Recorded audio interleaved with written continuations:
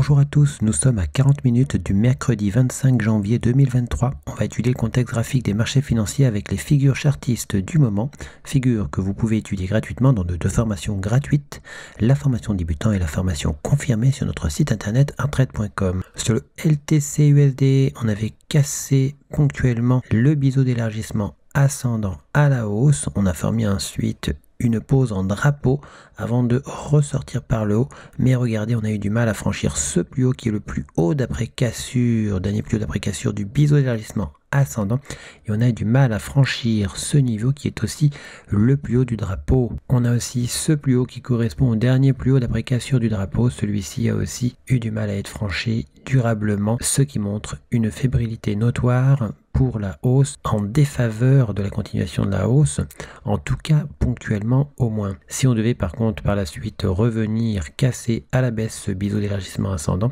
eh bien on aurait alors des objectifs chartistes baissiers, notamment avec un objectif sur le plus bas de la configuration. On a toujours l'objectif H de l'épaule d'épaule inversée, mais le demi-objectif H, cette ligne pointillée, fait obstacle depuis un moment. Pour autant, on a toujours pour cible l'objectif H de cet élargissement symétrique. Sur le TH-USD, on a aussi rencontré une résistance avec cette résistance de biseau d'élargissement ascendant. On pourrait très bien revenir de l'autre côté du biseau d'élargissement ascendant. Si on cassait à la baisse le support du biseau d'élargissement ascendant, eh bien cela donnerait des objectifs chartistes à matérialiser à la baisse en direction notamment de l'objectif H de l'épaule tête-épaule.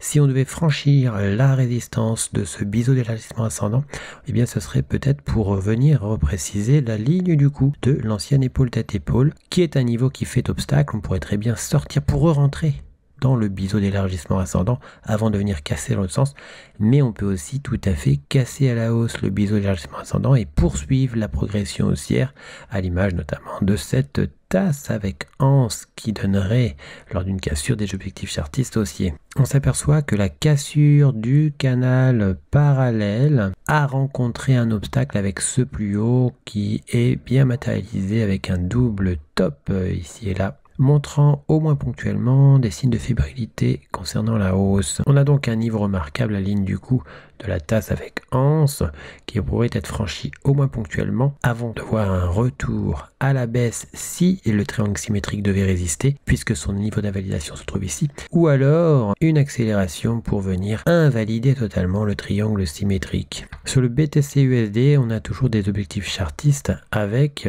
la tasse avec anse. On a toutefois du mal à s'affranchir de ce niveau. Il s'agit de l'ancien niveau d'invalidation de l'épaule tête-épaule qui correspond au plus haut de ce canal parallèle vert. On a encore de la distance avant le niveau d'invalidation du drapeau. Ce drapeau pourrait continuer à résister malgré la progression assez dynamique du moment. Il n'est pas impossible de reprendre la baisse pour rejoindre l'objectif H du drapeau. Prudence malgré les dynamiques du moment. Sur le marché du gold, on a atteint l'objectif H du drapeau. L'atteinte de ce niveau s'est vue suivre d'un repli notoire, mais une dynamique inverse a permis de recasser le drapeau vert qui lui a des objectifs chartistes aussi haussiers, qui ramènerait éventuellement vers l'objectif H du double creux marron. En H4, on a toujours l'objectif H de la tasse avec anse. Et on a toujours notre scénario de contre-attaque du triangle rectangle. On a réintégré ce triangle rectangle. Attention, c'est peut-être un simple scénario de pullback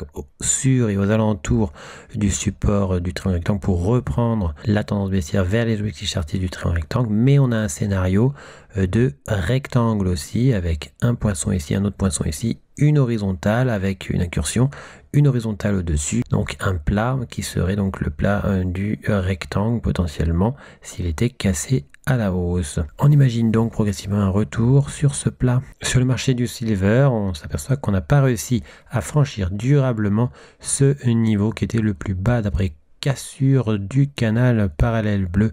On pourrait contre-attaquer l'ensemble à la hausse. On garde notre objectif haussier sur ce pli haut, ce qui permettrait de contre-attaquer totalement le biseau d'élargissement ascendant angle droit. Sur le WTI, on avait cassé l'épaule tête-épaule inversée, mais regardez, on a formé un plus haut d'après cassure que l'on n'a pas réussi à franchir durablement et les cours opèrent actuellement un repli. Nous voici sur la ligne du coup de l'épaule tête-épaule inversée. Attention, on a bien remarquer une certaine fébrilité pour la hausse depuis la rencontre de ce niveau jaune. On pourrait d'ailleurs très bien, selon nos scénarios, revenir sur l'objectif H du drapeau jaune. Toutefois, on a toujours le biseau descendant qui a des objectifs haussiers sur son plus haut, même si là aussi on a eu du mal à franchir le plus haut d'après cassure du biseau descendant.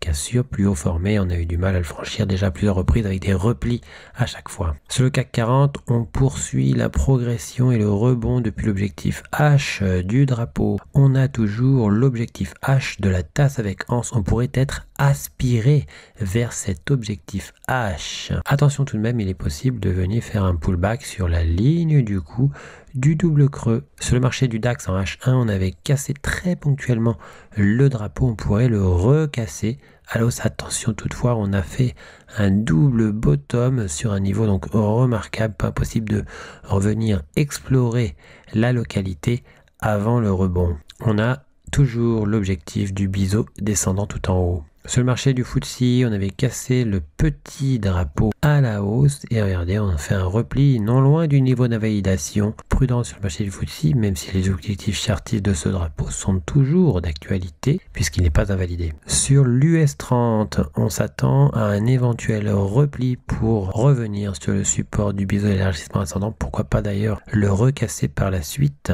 Cela dit, on avait eu une première cassure où l'on avait formé un double bottom sur le niveau d'après cassure. On n'avait pas réussi à franchir ce niveau et on avait réintégré le biseau d'élargissement ascendant qui pourrait être contre-attaqué. Les cours ont opéré un rebond depuis l'ancienne ligne du coup du double sommet. Sur le S&P 500, on est revenu à plusieurs reprises sur l'objectif H qui continue de faire obstacle à la progression depuis un petit moment. Il s'agissait de l'objectif A du triangle symétrique. En H4, on s'aperçoit que si on s'affranchissait de ce niveau, ce plus haut, on l'a un petit peu débordé, mais on a encore du mal à le déborder durablement. Si on s'affranchissait vraiment de ce niveau, on pourrait simplement venir invalider la tasse avec anse. Mais attention, cette tasse avec anse est toujours d'actualité. Elle n'a pas été invalidé et son objectif H est bien bas. Sur le marché du Nasdaq, on continue la progression haussière, on pourrait venir invalider l'élargissement symétrique en prenant son plus haut. Dans cette vision, on s'aperçoit qu'on s'approche aussi du niveau d'invalidation du drapeau mauve qu'on a bien réintégré et on a l'objectif du demi-objectif H, donc de l'épaule tête-épaule inversée. Celle-ci est toujours d'actualité, on n'avait pas réussi à invalider le bas de son épaule droite. En H4, on s'aperçoit que si on franchissait ce niveau qui est le niveau d'invalidation du drapeau mauve, eh bien on formerait alors un double creux et le niveau d'invalidation du drapeau mauve n'est autre que la ligne du coup de ce double creux potentiel. Sur le NZD JPY, on a du mal à franchir la ligne du coup de l'épaule tête en deux temps épaule droite, donc épaule tête épaule inversée. Cela dit, cela pourrait se produire plus franchement et c'est notre scénario pour venir par la suite franchir ce plus haut. Il s'agit donc de ce plus haut et cela laisserait libre cours à la possibilité hypothétique de venir sur ce plus haut qui est l'objectif du biseau descendant. Sur le CAD JPY, petite difficulté à franchir le biseau descendant, à le casser. On a cassé que ponctuellement pour l'instant. On s'attend à une cassure plus franche par la suite pour une orientation vers le plus haut de la configuration. Sur le USD JPY, on hésite toujours autour de la ligne du coup du V-top. On n'avait pas réussi à retester le plus bas d'après cassure. C'est toujours possible de retester ce niveau, mais une contre-attaque reste à imaginer. Sur l'euro GBP, on avait imaginé une fausse cassure potentielle de l'élargissement symétrique. La fausse cassure a eu lieu, on a eu du mal à franchir le plus bas d'après cassure, cette ligne jaune qui est donc le plus bas d'après cassure de l'élargissement symétrique. On avait réintégré l'élargissement symétrique. On pourrait poursuivre la progression pour une cassure par la suite haussière de l'élargissement symétrique. Attention toutefois, on a des obstacles entre temps. Il s'agit du plus haut du triangle rectangle et de la ligne du coup du V-top qui pourrait faire obstacle. Le triangle rectangle a des objectifs haussiers. On pourrait venir retester ce plus haut qui est le dernier plus haut d'après cassure du triangle rectangle. Sur le GBP CAD, on opère un repli qui s'accentue Pour autant, le biseau descendant a toujours son objectif tout en haut. Dans cette vision, on avait l'élargissement symétrique toujours sur le GBP-CAD et on a réintégré cet élargissement symétrique qui n'est pas encore invalidé. On pourrait très bien remonter et recasser la résistance de cet élargissement symétrique. Sur l'euro-dollar, on avait aussi un élargissement symétrique qui avait cassé ponctuellement à la hausse. Et on est revenu assez proche de l'axe de symétrie de l'élargissement symétrique qu'on a frôlé sans la toucher. On pourrait recasser l'élargissement symétrique à la hausse et repartir vers les objectifs chartistes de cette configuration. En weekly, on s'aperçoit tout de même qu'on est revenu faire un pullback sur le triangle symétrique. On pourrait donc très bien opérer un repli avec un scénario de pullback, c'est-à-dire un scénario pour revenir ensuite vers les objectifs chartistes de la configuration. Sur l'USD-CAD, on a le biseau ascendant qui a un objectif baissier sur son plus bas. On a un scénario qui pourrait proposer une contre-attaque de ce biseau ascendant. En tout cas, si on devait retoucher ce plus bas, eh bien, on pourrait ensuite remonter sans atteindre pour autant le plus bas du biseau ascendant qui est pourtant son objectif. En tout cas, dans notre scénario, eh bien, il pourrait y avoir une remontée pour une invalidation ensuite du biseau ascendant. Cela dit, l'autre scénario possible, l'atteinte de l'objectif du biseau ascendant. En H1, notre scénario permettrait de venir invalider entre-temps l'épaule tête-épaule inversée qu'il y a ici avant une remontée. Mais l'autre scénario est à mettre en contrebalance. Effectivement, on peut complètement se retourner. En effet, en H1, on a toujours l'épaule tête-épaule. Cette épaule tête-épaule n'a pas été invalidée sur ce niveau. On a formé entre-temps une figure chartiste, le biseau ascendant, qui sert de pullback en figure chartiste à l'épaule tête-épaule. Pullback sur la ligne du coup de l'épaule tête-épaule et aux alentours. On a cassé le biseau ascendant à la baisse. On pourrait très bien s'orienter vers l'objectif H de l'épaule tête-épaule d'origine. En daily, on a aussi le drapeau vert qui montre par contre des objectifs haussiers. On revient aux abords du drapeau vert, le plus bas étant son niveau d'invalidation. On pourrait très bien en repartir à partir de la localité.